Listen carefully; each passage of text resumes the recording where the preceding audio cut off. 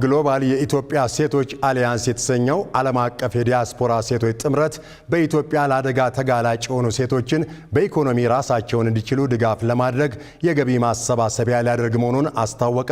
ጥምረቱ ከገቢ ማሰባሰቢያ የሚገኘውን ገንዘብ በኢትዮጵያ በሰው ሰራሽና ተፈጥሮ ክስተቶች ጉዳት የደረሰባቸውን ሴቶች በዘላቂነት ለማቋቋም እንደሚውልም ሰምተናል። ቁጥራቸው ከ10 ሺህ በላይ ለሚቀርቡ ሴት እህቶቻችን በተለያየ ነገር በተፈጥሮ በሰው ሰራሽ አደጋ ከቀያቸው ለተፈናቀሉ አቅም ኖሯቸው ግን የገንዘብ አቅም ለሌላቸው እህቶቻችን እነሱን በዘላቂነት አደራጅተን ስራ ለማስያዝ የገንዘብ የማሰባሰብ የ6 ወር እቅድ ይዘናል። የ6 ወር እቅዱ እኛ ከኢትዮጵያ የወጣንን የምንረዳው ኢትዮጵያ ውስጥ ያሉ እህቶቻችንን ነው። ስለዚህ ይሄ ነገር ላውንች መደረግ ያለበት የ6 ወር እቅዳችን አሁን ነው በሚል ነው እና አሁን የፊታችን አርብ በፈረንጆች ጃንዋሪ 30 ወይም በኢትዮጵያ ጥር 22 ነው የሚሆነው ትልቅ የፈንድሬዚንግ የሀብት ማሰባሰብ ላውንች እናደርጋለን። መንግስት እንደ ጥምረቱ ሁሉ ተደራጅተው የሚመጡ የሀገር ውስጥም ሆነ የውጭ እርዳታ ሰጪ ተቋማት ድጋፍ እንደሚያደርግ የኢትዮጵያ ዲያስፖራ አገልግሎት ዋና ዳይሬክተር አምባሳደር ፍጹም አረጋ ገልጸዋል። በኤንጂኦ መልክ ተደራጅተው የሚመጡ የሀገር ውስጥም የውጭም እንደዚሁ የተለያዩ ድጋፎች ይደረጋሉ። እናም እናንተ ይዛችሁ የተነሳችሁት ዓላማ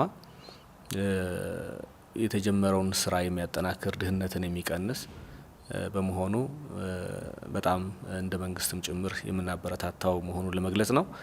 ጥምረቱ በመጪው ጥር 22 ቀን 2018 ዓ.ም በአዲስ አበባ ጌት ፋም ሆቴል ለሚያደርገው ገቢ ማሰባሰቢያ በመሳተፍ ሁሉም አካል የበኩሉን እንዲወጣም ጥሪ አቅርበዋል። የኢትዮጵያ ብሔራዊ ባንክ በዛሬው ዕለት የ500 ሚሊዮን የአሜሪካ ዶላር ልዩ የጨረታ ሽያጭ እንደሚያካሂድ አስታውቋል። የዚህ ጨረታ ዓላማ የአገሪቱን የዋጋ ንረት ለመቆጣጠርና የውጭ ክፍያ ሚዛን መረጋጋትን ለማረጋገጥ መሆኑን ባንኩ ይፋ ባደረገው መረጃ ላይ ጠቁሟል። ብሔራዊ ባንክ የገበያ መር የውጭ ምንዛሬ ተመን ስርዓትን ተግባራዊ ካደረገ ወዲህ በገበያው ውስጥ ያለውን የውጭ ምንዛሬ አቅርቦት ለማሳደግ በየጊዜው እንዲህ ያሉ ጨረታዎችን እያካሄደ መሆኑን ነው የጠቀሰው። ባንኩ በቅርቡ ባደረጋቸው የውጭ ምንዛሬ ጨረታዎች ላይ ከፍተኛ የባንኮች ፍላጎት የታየ ሲሆን ባለፈው ጥር 12 ቀን 2018 ዓ.ም በተደረገው 15ኛው ዙር ጨረታ ላይ አንድ የአሜሪካ ዶላር ከ154.78 የኢትዮጵያ ብር በሆነ አማካይ ዋጋ መሸጡ የሚታወስ ነው። አፍሪካ 70 በመቶ የሚሆነውን የሕክምና ግብዓት ከውጭ ሀገራት እንደምታስገባ የጤና ሚኒስቴር ገለጸ። ሚኒስቴር መስሪያ ቤቱ አክሎም ይህንን ያህል የመድኃኒትና የሕክምና ግብዓት ወደ አፍሪካ ሀገራት በየዓመቱ ገቢ ቢደረግም በአፍሪካ የክትባት ተደራሽነት 1 በመቶ መሆኑን ነው ያስታወቀው። ተቋሙ ይህንን ያስታወቀው በቀጣይ ዓመት የሚካሄደውን የአፍሪካ ሕክምና ግብዓት አምራቾች አውደ ርዕይና ጉባኤ አስመልክቶ በሰጠው ጋዜጣዊ መግለጫ ላይ ነው። በዚህ መግለጫ ላይ የጤና ሚኒስቴር ዴታዋ ፍሬህይወት አበበ አፍሪካ በዓመት ከሚያስፈልጋት የመድኃኒትና የሕክምና ቁሳቁስ አቅርቦት 30 በመቶ ያህሉን በራሷ ብታመርትም ለዚህ አስፈላጊ የሆኑ ግብዓቶችን ከውጭ ሀገራት እንደምታስገባ ነው የተናገሩት። በቀጣይ ዓመት የሚካሄደው ይኸው የሕክምና ግብዓት አምራቾች ኤግዚቢሽን ኢትዮጵያን በዘርፉ ለሚሰሩ ባለሀብቶች ማስተዋወቂያ መልካም አጋጣሚ ነው ሲሉም ተደምጠዋል። ለዚህም በኢትዮጵያ የተለያዩ ኢንዱስትሪ ፓርኮች ውስጥ ምቹ የሆኑ የማምረቻ ስፍራዎች መዘጋጀቱንም ነው ሚኒስትር ዴታዋ ያነሱት። በሳውዲ አረቢያ በአስቸጋሪ ሁኔታ ውስጥ የነበሩ ከ3400 በላይ ኢትዮጵያውያን ወደ ሀገራቸው መመለሳቸውን የሴቶችና ማህበራዊ ጉዳይ ሚኒስቴር አስታወቀ። ዜጎቹ ወደ ሀገር ቤት የተመለሱት ባሳለፍነው አንድ ሳምንት ውስጥ በተደረገ 14 ዙር በረራ ሲሆን ከ3000 በላይ ወንዶች፣ 82 ሴቶች እንዲሁም 3 ህጻናት ይገኙበታል ተብሏል። በተጨማሪም ከተመላሾች መካከል 72 ዕድሜያቸው ከ18 ዓመት በታች የሆኑ ታዳጊዎች መሆናቸውን ሚኒስቴር መስሪያ ቤቱ መረጃ ያመላክታል። ያመለክታል።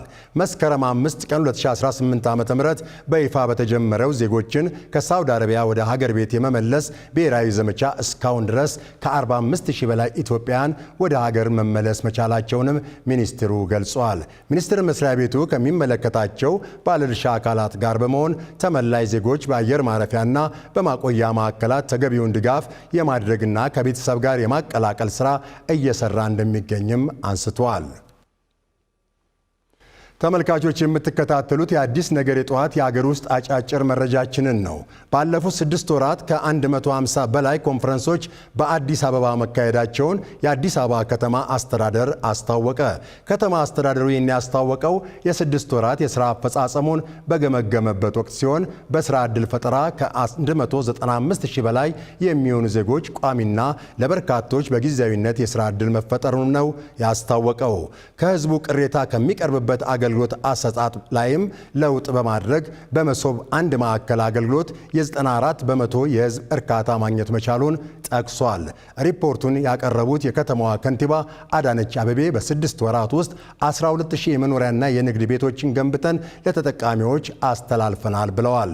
አክለውም በትምህርት፣ በጤና እና በተለያዩ ማህበራዊ ዘርፎች የህዝቡን ፍላጎት መሰረት ያደረጉ 274 ፕሮጀክቶች ግንባታን አጠናቀን ለአገልግሎት ክፍት አድርገናል ነው ያሉት።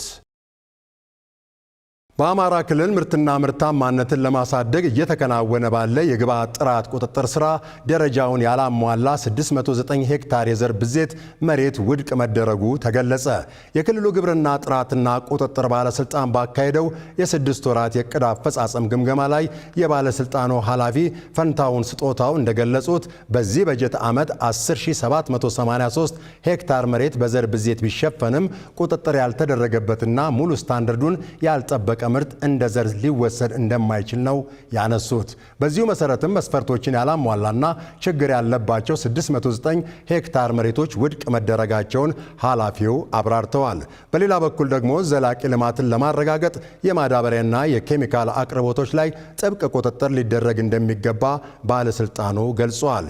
በ2017 እና 2018 በጀት ዓመት በአማራ ክልል ብቻ ቦሎቄ፣ ሰሊጥና ሌሎች ምርቶችን ወደ ውጭ ገበያ ለሚያቀርቡ ከ1000 በላይ ድርጅቶች የምርት ጥራት ማረጋገጫ መስጠቱንም ባለስልጣኑ አመላክተዋል።